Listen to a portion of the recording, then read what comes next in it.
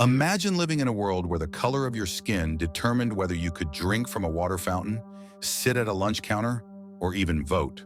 A world where the mere act of riding a bus could ignite a revolution. That was America less than a century ago. Today, we're diving into one of the most pivotal chapters in U.S. history, the Civil Rights Movement. So buckle up, because this is a story of courage, struggle, and triumph that forever changed the course of a nation. Our story begins long before the 1950s. After the Civil War ended in 1865, slavery was abolished, but true freedom remained a distant dream for African Americans. The Reconstruction era promised progress, but by the late 19th century, the infamous Jim Crow laws were in full swing, enforcing racial segregation in the South. Imagine being told you couldn't attend the same schools, live in the same neighborhoods, or even use the same restrooms as white people.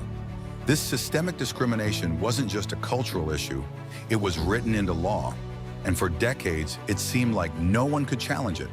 But as history shows, resistance was brewing under the surface.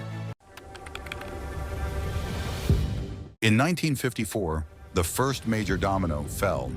The Supreme Court ruled in Brown-Faxon Board of Education that racial segregation in public schools was unconstitutional.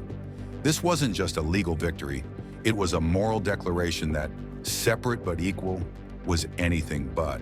However, change didn't come easily. Schools in the South resisted integration, sometimes violently. Think about it. Children walking to school, surrounded by angry mobs shouting slurs. It's a haunting image, but it also showed the courage of ordinary people who refused to back down. Now let's talk about a name you've probably heard, Rosa Parks. In December 1955, she refused to give up her seat on a segregated bus in Montgomery, Alabama. It was a small act of defiance, but it sparked a movement. For over a year, African Americans boycotted the city's buses, walking miles to work every day. The boycott was led by a young preacher named Martin Luther King Jr. This wasn't just a protest, it was a strategy, a way to hit the system where it hurt, its wallet. And guess what? It worked. The buses were desegregated, proving that collective action could lead to real change. Or rode in special carpools. The half-filled and sometimes empty buses made the effect of the boycott felt. Animosities buried beneath years of social custom struck dangerous sparks in the tense atmosphere of Montgomery.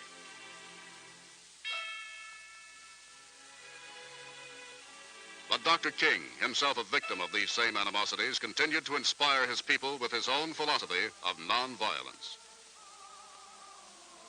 Using peaceful methods, the Negroes of Montgomery won their battle. And with it, they won the admiration and support of millions of their countrymen, black and white alike.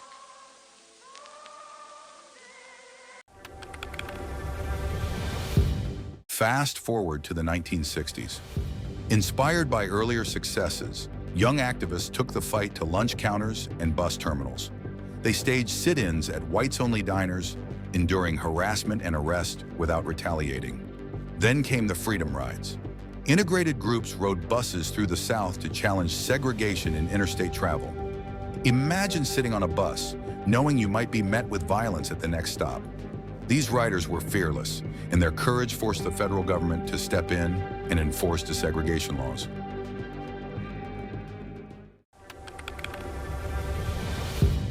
By 1963, the movement had reached a boiling point. That summer, over 250,000 people gathered at the Lincoln Memorial for the March on Washington. This is where Martin Luther King Jr. delivered his iconic "I Have a Dream" speech. I have a dream that one day this nation will rise up and live out the true meaning of its creed.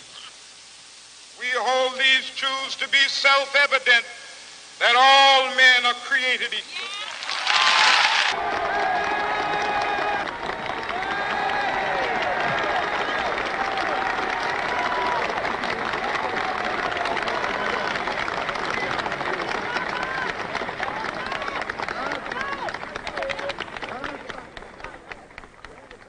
I am happy to join with you today in what will go down in history as the greatest demonstration for freedom in the history of our nation.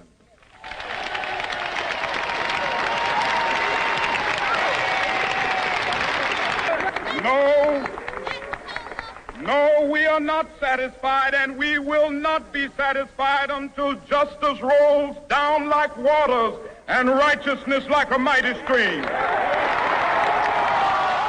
His words weren't just poetry, they were a call to action, a vision of a world where people would not be judged by the color of their skin, but by the content of their character.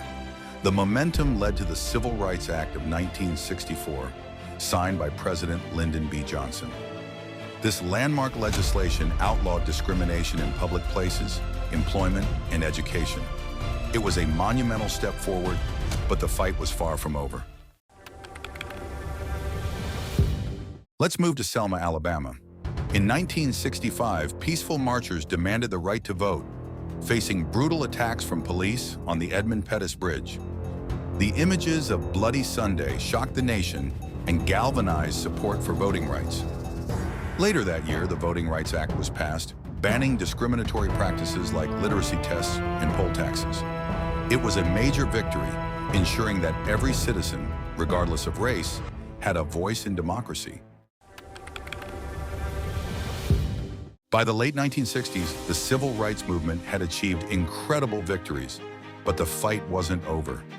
Economic inequality, police brutality, and systemic racism remained and still remain significant challenges.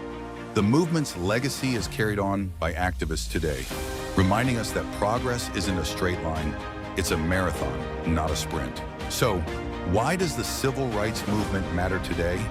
Because it shows us the power of unity, courage, and persistence. It's a reminder that ordinary people can achieve extraordinary things when they refuse to accept injustice.